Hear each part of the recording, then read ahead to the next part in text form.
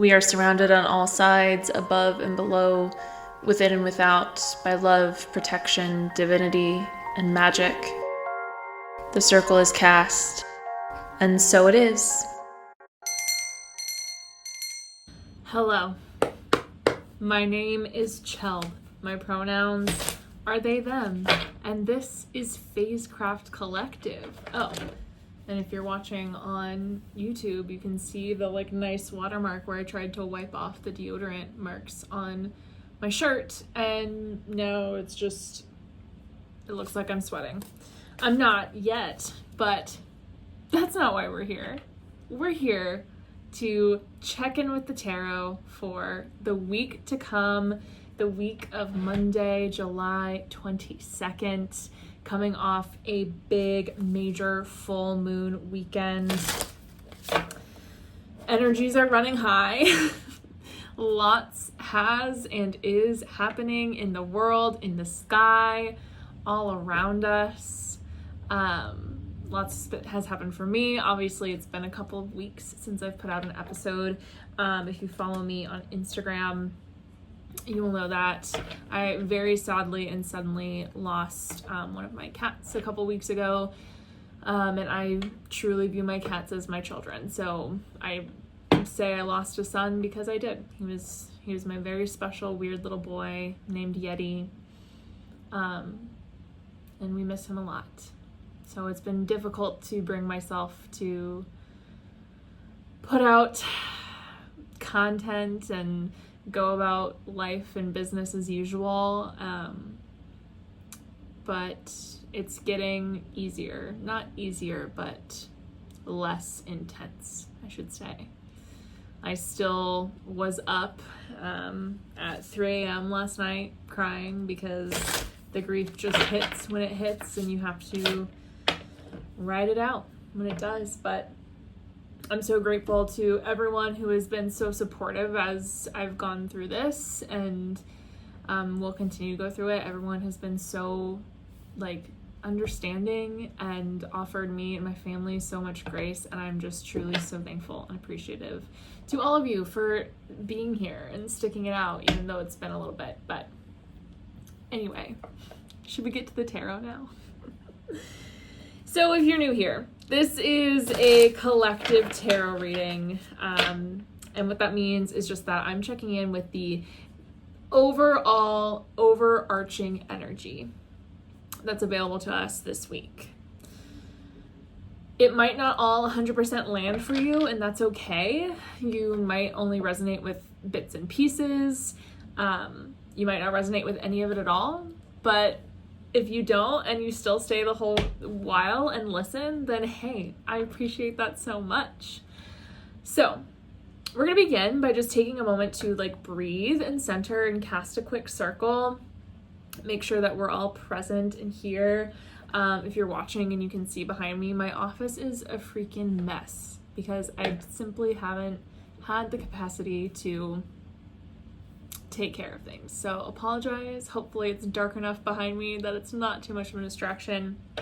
If you're listening, you may hear fan sounds, you may hear cat sounds, because while I did lose one son, I have another and two tiny little girls that like to make a lot of noise. And we did also welcome a kitten into our home this week. So there's gonna be lots of sounds. It's just life. This is a very casual, chill environment. But let's go ahead and cast our circle. So if you'd like, you can join me in closing your eyes and just taking a couple of breaths to breathe and center and come into your body. You can also just let your gaze maybe settle down at your cheeks or land somewhere out in space.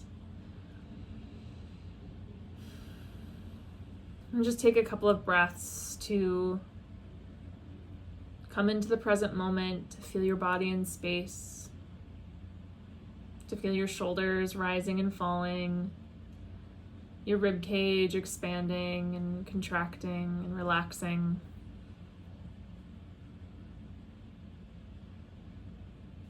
Feel the weight of your body grounding into whatever is beneath you, whether it be your seat in a chair, your feet on the floor, your back on a bed.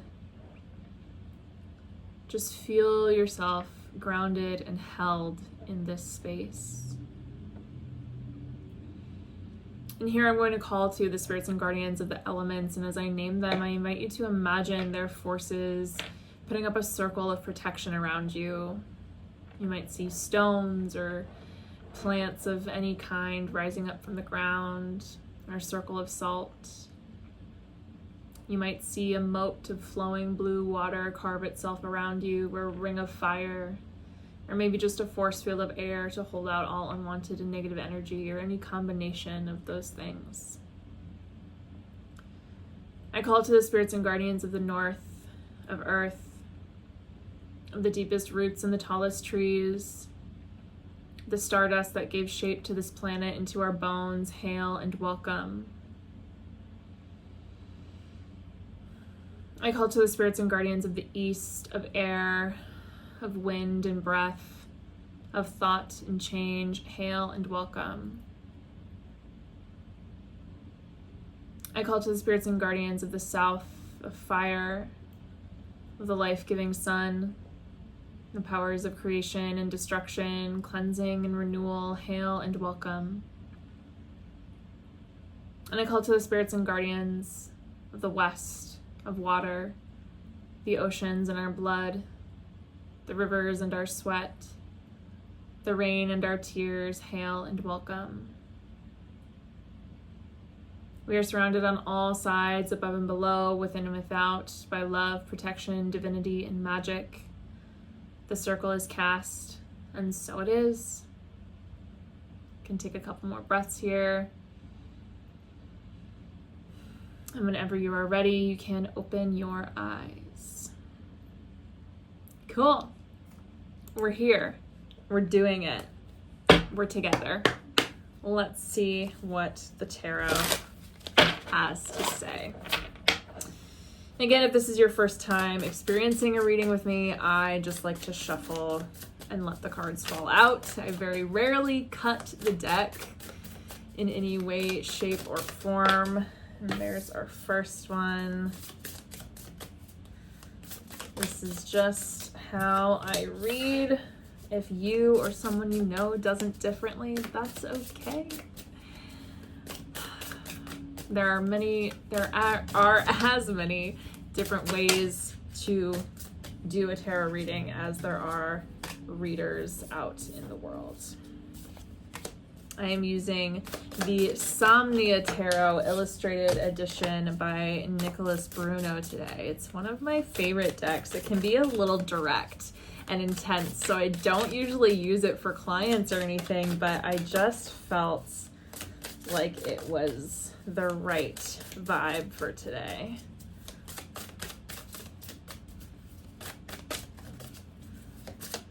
Where I am, it's a little gloomy and overcast. It looks like it's maybe going to rain, which is my favorite kind of weather.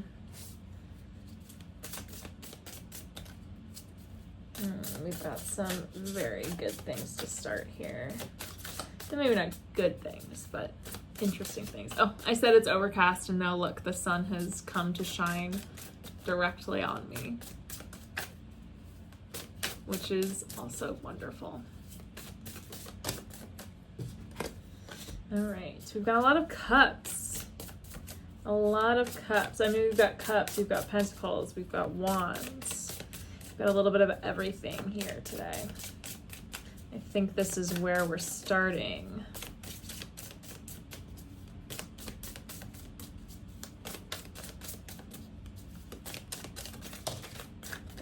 All right. Let's see here, friends. Okay. Starting with, the Page of Cups, Strength, and the Eight of Cups. This really feels like an invitation to connect with your true emotional center, to allow space for expansion and depth when it comes to your feelings, your creativity, your intuition. I've talked about strength probably a million times. Again, like, I know when I've seen cards a lot and then it's all kind of a wash, so I don't know the last time we talked about strength. But this is the strength of our convictions, our confidence, our emotional intelligence, our ability to be vulnerable without feeling like it weakens us. There is an invitation for like new and resurging energy of your inner world, of like your emotional self with the Page of Cups. There's this connection again to the self in a way that is deeper and more trusting than maybe it has been in a while or ever before. And in working on this connection to the self, you find the strength to walk away from things that no longer serve the person you want to become in the place you want to be. The Eight of Cups. There's potentially something that is either comfortable or that you're just really good at, or that is just easy, that just like maybe you don't have to worry about, or that makes other parts of your life easy. So even if it's not really holding your attention or or providing space for you to grow anymore, you're still there, you're still with it, or you're still doing it because it's what you know, because you're good at it, because it's easy. But that doesn't always allow for true, again, growth and expansion to happen.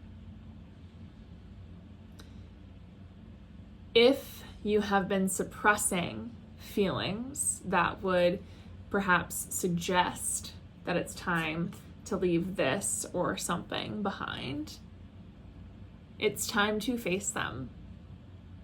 And it's time to be honest with yourself about what you want out of this life, out of this moment in life, and whether or not the path that you're currently walking will get that for you.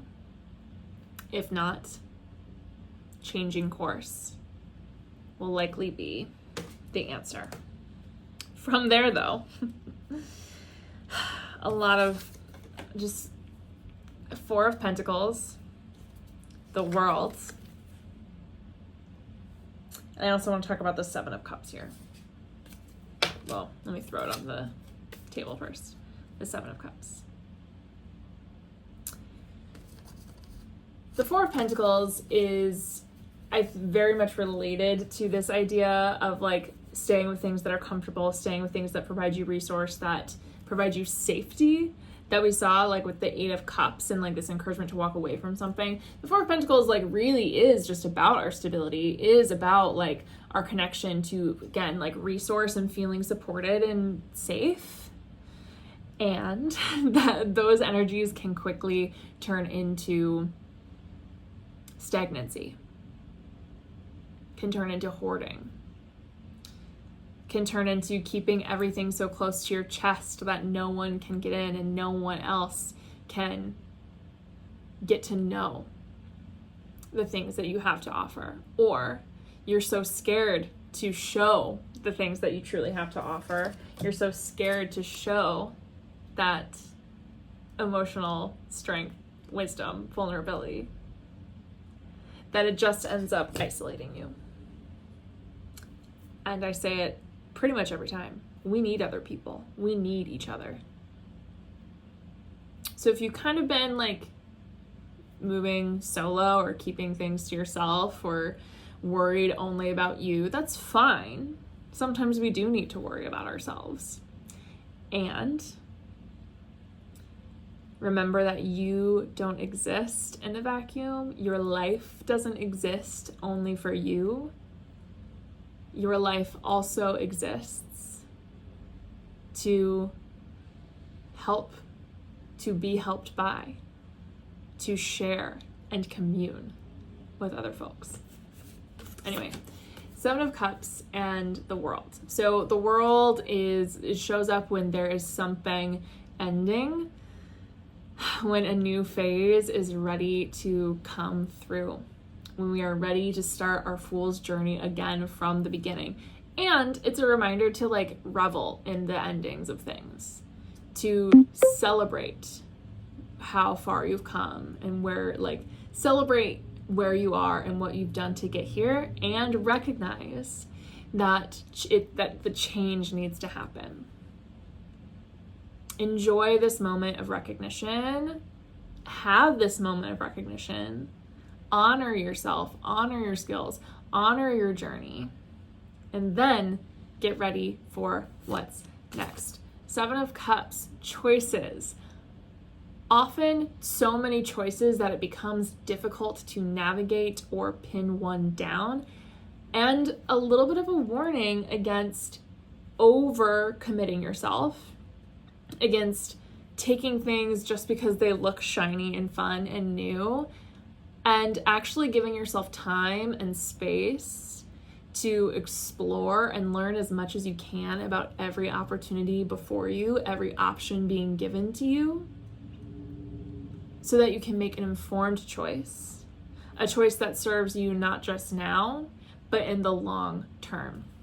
So as you're moving on, as you're like from this Eight of Cups place of walking forward from what's comfortable and easy, as you move from that into the abundance of choices that are next for you, the abundance of options that you have because you've decided to take the next steps, just be careful, be discerning, and yeah, maybe try a few things. Maybe remain open to possibility, but don't throw yourself fully into something before you know as much as possible, to the point where you perhaps get stuck in a situation that isn't good or healthy or desirable, even if it seemed like it would be at the beginning. Okay, we got some really interesting energy finishing us out here with this. I'm very interested in this Five of Wands. We've got the Five of Wands. We also have the Five of Wands and the Five of Cups sandwiching the Knight of Coins. I said that in the weirdest way. I said that in such a wild way. I'm going to focus here first. So the Knight of Coins and the Five of Wands, Knight of Pentacles. Whatever conflict is arising for you, whether it be internal, not knowing, like where to go, what to do, feeling pulled towards one thing, but feeling like you should do another thing, or if there's like interpersonal conflict, if there's external influence on like, well, I can't go do this thing because this other person in my life will be affected in a way that's not fair to them. Have you actually talked to them about it? Have you actually gotten practical? Have you actually made a plan? Have you actually thought about how you can still do what you want to do without negatively interfering with other people in your life? The Knight of Coins asks you to pause and look at the bigger picture. Look at the path, multiple paths or path singular ahead. Make a plan and see how that might then change the opinions, the thoughts, the ideas of the people in your life who maybe have not been supportive of you making changes so far. There is no rush to this. There is time, and with time, there is possibility. The Five of Cups being this indication of, loss, sure, grief, yeah, but also not like necessarily literally like you're gonna lose something huge in order to do the thing or whatever. You could, you might, You might need to leave something behind that you really don't want to. You may have to sacrifice something, someone, some situation in order to get to the next phase. But let your fear, let your grief show you just how powerful and in tune with yourself and your emotions you are. This Five of Cups is tying right back to the Strength card. Remembering to like let yourself feel all the emotions that come up with change. To honor, again, I'm saying like honor yourself a lot this week. To honor the things that have helped you get to where you are, even if they need to be let go. And look at what is still available. Look at what remains. Even if the things that you have to leave behind, if the loss feels so great, what else is there? What new possibilities are available now? Finally, I had a card stick to my elbow here. We have the 9, right? No, the 6. I can read numbers. The 6 of Wands and the Queen of Coins. 6 of Wands brings us back to this idea of celebration and like honoring yourself that I kind of talked about with the world and again here, but particularly allowing other people to celebrate you too. This moment asks you to, again, really amplify the things that you've done to get where you are. Recognize the work that you've done and know that there is still more to come. This is like a moment for affirmations, for looking back over awards, you know, whether they be like official or not. Looking back on things that you've done well, things that you've succeeded in, and seeing how you can use those things to carve your path forward. And then finally with the Queen of Coins, again, there's no rush to this. This is like being so solid in, again, who you are, your access to resource, and your ability to share, like coming from the 4 of Pentacles place, the 4 of Coins place, to the Queen of Coins place, where you're moving from a place of like scarcity and like holding into a place of abundance and sharing and embodiment and beauty and love and care. Instead of waiting to grow into something or to be something or to like be like someone, instead of waiting to become, just be. Just start acting now as if you have already achieved everything that you want. And then it will come to you much easier and much faster. I'm pretty sure that's the secret, but like there's some bullshit with the secret, right? I don't know. There's BS with everything like that. Anyway, friends, that's the message. I'm gonna leave it there. Sometimes I pull a second round, but I think that's it. And that feels really beautiful and hopeful. There's some hardship, there always is. There's some roadblocks, there's some hiccups, there always is. But overall, there's a lot of hope here. And I love that for us. You might have just heard one of my cats meow behind the door, and then my partner respond with a meow. They talk to each other, as they should. If you didn't hear that, then now you just know that it happened, and that's even better. Should I look at the bottom of the deck real quick? I'll look at the bottom of the deck, because I always do. What's it gonna be? The Devil. Oh my god, I'm obsessed with this as the bottom of the deck, this underlying theme of our connection to pleasure, desire, free will, and power. I just talked about the devil in my newsletter yesterday with the Capricorn full moon because the devil is associated with Capricorn. But like, yes, what a perfect tie-up. Let yourself indulge. Let yourself experiment and go for the things that you maybe haven't because for, whatever reason, you felt like you shouldn't. You can and you should. Yes, I love the devil. That's perfect. Okay, that's actually officially the end. Let's go ahead and close our circle, and then I have a couple announcements to make for life, business things. Okay, go ahead and close your eyes again if it feels safe and good to do so. I will be doing the same. Just take a couple of breaths. Let these messages settle. Reimagine the elemental barriers that you put around yourself.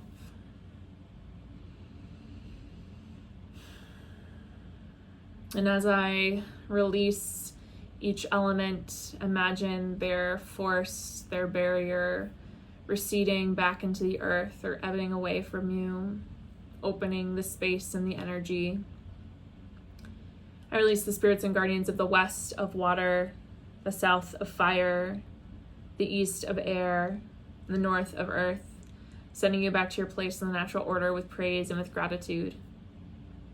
I send the energy of all those watching and listening back to them whole, complete, and intact. And I take my energy back to myself whole, complete, and intact. May we remain friends, though our energies are no longer crossed, corded, or tangled at all, starting now. Take a breath, feel your energy settle into you, all yours. The circle is open, and so it is. Cool. Awesome. Well, thank you for being here for my first week back at it after 2 weeks off. This is such a fun thing to do, and I'm really glad that I started doing it and that there's 5 people that listen and watch. Delightful. I'm obsessed. Updates. So yesterday, if you subscribe to my newsletter, I announced that registration is now open for session 2 of Phasecraft, which is my 4-week beginner/intermediate tarot course. It's a blast. I did the first round in the spring. The next one starts September 7th, and it's 4 weeks. So it's September 7th, 14th, 21st, and 28th. We meet on Saturdays, but if you can't make it live, replays will be sent out to everyone registered. It's awesome. We cover the history and evolution of tarot. We cover the major arcana and the court cards in depth. We cover different methods for interpretation, including numerology and color symbolism and intuition and all that good stuff. We look at spreads, we really get into it. So if you've been wanting to either learn the tarot or if you've been doing it for yourself for a little while, but you want to kind of deepen your understanding and deepen your practice, it's a blast. I offer it at 3-tiered pricing. So you can find all that information on my website. I'll also pop it in the episode description. And then my final session in my summer class series is coming up on August 3rd. It's a LUGHNASADH spell circle. LUGHNASADH is one of the 8 Sabbats on the Wheel of the Year. It is a Celtic holiday honoring the god Lu of inspiration and craft and art and horses. I mean, come on, this is for the horse girls out there. But it's gonna be great. It's a 2-hour workshop. We're gonna go over the history and original practices of LUGHNASADH. We're gonna talk about how to ignite your autumn with magic, and then we're gonna do a spell together. We're gonna do a group ritual for abundance and inspiration. It's gonna be really great and fun. And again, all the info is in the episode description. You can also just go to phasecraftmagic.com/classes, and all the information for both Phasecraft and the LUGHNASADH spell circle will be there. So hit me up. Of course, you can get a reading. I do emailed readings that are written. I do pre-recorded video readings that you get via email. I do live Zoom readings where we can make an appointment and we meet together, and it's great. So you can check all that out on my website, phasecraftmagic.com. And I think that's it. So thank you so much again for being here. It's delightful to be back at it. it just feels so good and healing to be doing this work. So much love to you and yours, and I will see you again next week.